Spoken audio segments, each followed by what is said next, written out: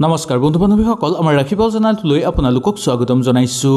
ভাৰতীয় সংস্কৃতিত আহত গছক সকলো দেৱ দেৱীৰ ৰক্ষক বুলি মনা গৈছে।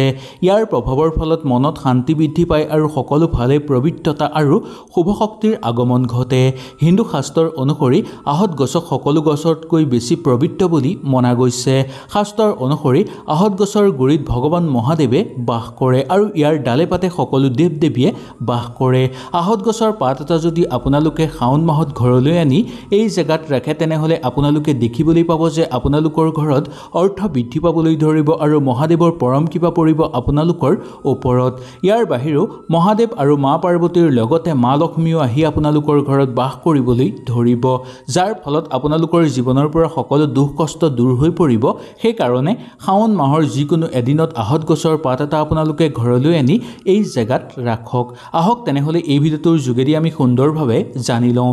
যদি ভিডিঅ'টো ভাল লাগে লাইক এটা কৰি আমাৰ মনোবল বঢ়াব আৰু আপোনালোকৰ বন্ধুবৰ্গৰ লগত শ্বেয়াৰ কৰি তেওঁলোককো উপকৃত কৰিব। শাস্ত্ৰত ভগৱান মহাদেৱে কৈছে যে সকলো গছৰ লগতে মই আহত গছতো বাস কৰোঁ।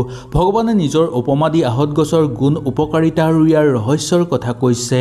শাস্ত্ৰৰ অনুসৰি আহত গছক সম্পূৰ্ণ নিয়ম আৰু বিধান দি পূজা কৰিলে সকলো দেৱ দেৱীৰ আশীৰ্বাদ লাভ কৰিব পৰা যায়। যি মানুহে আহত গছ ৰুৱে তেওঁলোকৰ বংশ কেতিয়াও ধ্বংস নহয়। আহত গছ ৰোৱা মানুহে সদ্গতি লাভ কৰে অতি সোনকালে।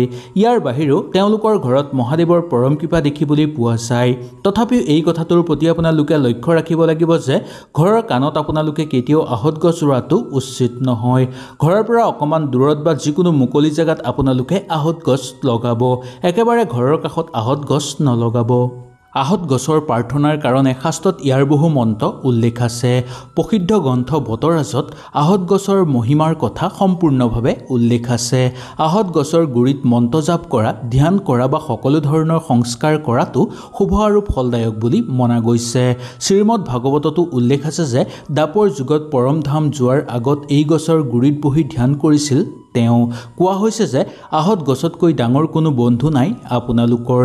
আপুনি যেতিয়া সকলো ৰাস্তা বন্ধ পাব, সকলো ফালৰ পৰা আপুনি সমস্যাৰ মাজত সোমাই পৰিব, যেতিয়া আপোনাৰ ছাঁটো আপোনাক সহায় নকৰা হ'ব, সকলো কাম বেয়া হৈ যাব বা সকলো কাম আপোনালোকৰ আধৰুৱা হৈ ৰৈ যাব, এনে সময়ত আহত গছৰ গুৰিত গৈ আপোনালোকে ধ্যান কৰাটো বা প্ৰণাম কৰাটো অত্যন্ত দৰকাৰ।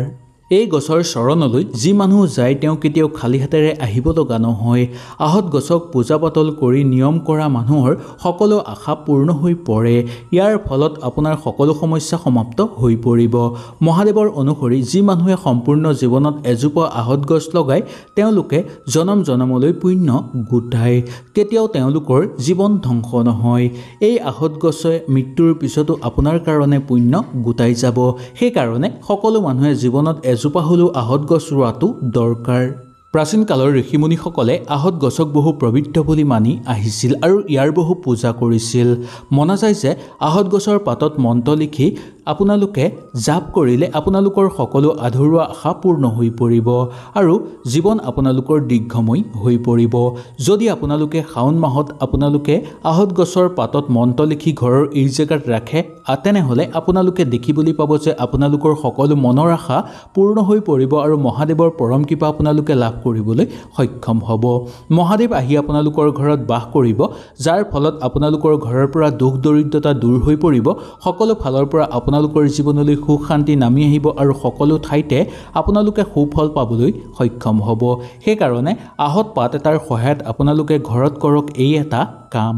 যদি আপোনাৰ জীৱনত সমস্যা বৃদ্ধি পাবলৈ ধৰিছে, সকলো ফালৰ পৰা আপোনালোকৰ ঘৰত অবান্তিক খৰচৰ মাত্ৰা বৃদ্ধি পাবলৈ ধৰিছে, ঘৰত কেতিয়াও অৰ্থ জমা কৰিব পৰা নাই, জীৱন দুখৰ মাজেদি কটাবলগীয়া হৈছে, বিবাহত আপোনালোকৰ সমস্যা আহি পৰিছে, শত্ৰুৰ পৰা ক্ষতি হৈছে, এনে ক্ষেত্ৰত আহত পাতৰ সকলো ধৰণৰ আপোনালোকে মন্ত্ৰ লিখি বা আহত পাতৰ যোগেদি আপোনালোকে কৰক এই এটা কাম আৰু আপুনি পূজা ঘৰত এই পাতটো ৰাখক। ইয়াৰ ফলত আপোনাৰ সকলো সমস্যা সমাধান হৈ পৰিব।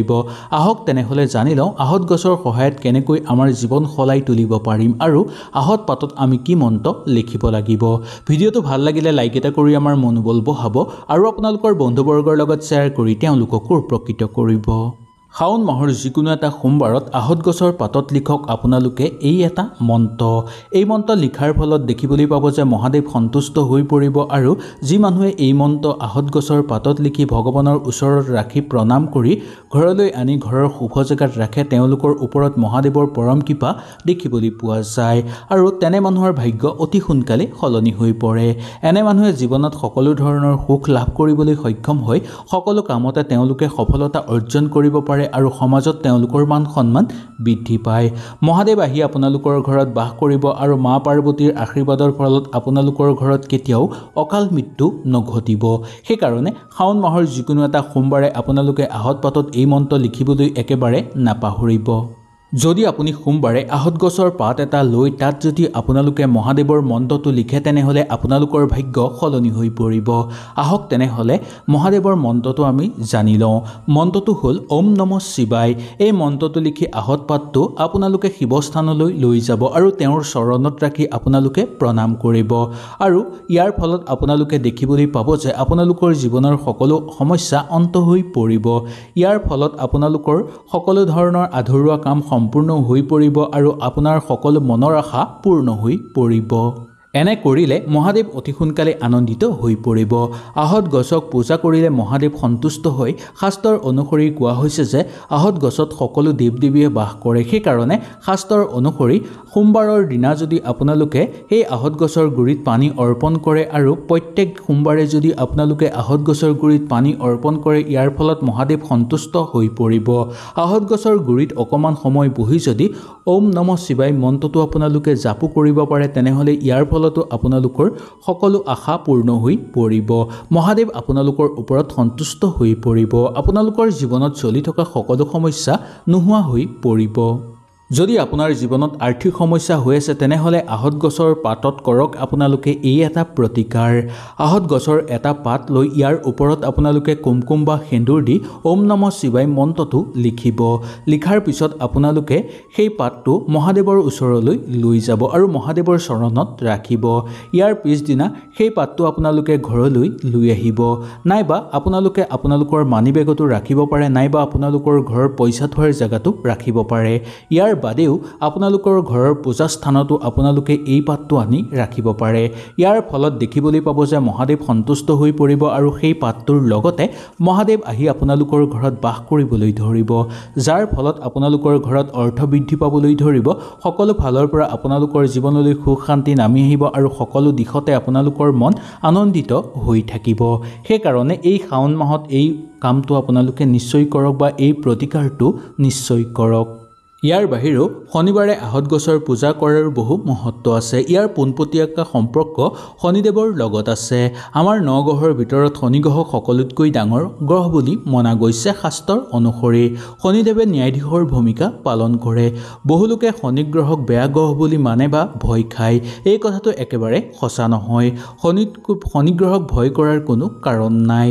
শনি এটা পবিত্ৰ গ্ৰহ বুলি মনা গৈছে আৰু এই গ্ৰহক কেতিয়াও আমি ভয় খাব নালাগে।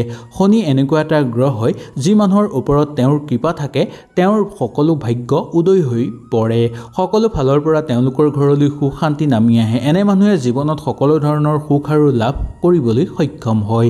জীৱনৰ সকলো কামতে তেওঁলোকে সফলতা অৰ্জন কৰিব পাৰে। সমাজত তেওঁলোকৰ মান সন্মান বৃদ্ধি পায় আৰু তেওঁলোকৰ জীৱনত কেতিয়াও বা তেওঁলোকৰ ঘৰত কেতিয়াও দুখ কষ্ট বা কণ্ডল নহয়। যদি আপুনি শনিবাৰে আহত গছৰ পাতত শনিদেৱৰ মন্ত্ৰ লিখে তেনেহ'লে আপোনাৰ ভাগ্য সলনি হৈ পৰিব। আহক তেনেহ'লে শনিদেৱৰ এই মন্ত্ৰটোৰ কথাও আমি জানি লওঁ। ওম শনিশ্বৰায় নমঃ। এই মন্ত্ৰটো লিখি আহত পাতটো শনিদেৱৰ মন্দিৰলৈ গৈ আপোনালোকে তেওঁৰ চৰণত ৰাখিব আৰু তেওঁক স্মৰণ কৰিব। এনে কৰিলে জীৱনত চলি থকা সকলো সমস্যা আপোনালোকৰ সমাপ্ত হৈ পৰিব। ঘৰত যদি বহুদিনৰ পৰা অশান্তি হৈ আছে সেই অশান্তিও সমাপ্ত হৈ পৰিব। এই উপায় কৰাৰ ফলত আপুনি সকলো ধৰণৰ সমস্যাৰ পৰা পৰিত্ৰাণ লাভ কৰিব। ঘৰত অৰ্থ বৃদ্ধি পাবলৈ ধৰিব আৰু শত্ৰু ধ্বংস হৈ পৰিব আপোনালোকৰ। হয়তো এই ভিডিঅ'টোৰ যোগেদি আপোনালোকে সুন্দৰভাৱে বুজি পালে। কিবা অসুবিধা পালে নিশ্চয় মোক তলত কমেণ্ট কৰি জনাব। তেনেহ'লে আজিলৈ আপোনালোকৰ ওচৰৰ পৰা বিদায় লৈছোঁ। কালিলৈ পুনৰ আপোনালোকক লগ পোৱাৰ প্ৰতিশ্ৰুতিৰে আজিলৈ নমস্কাৰ।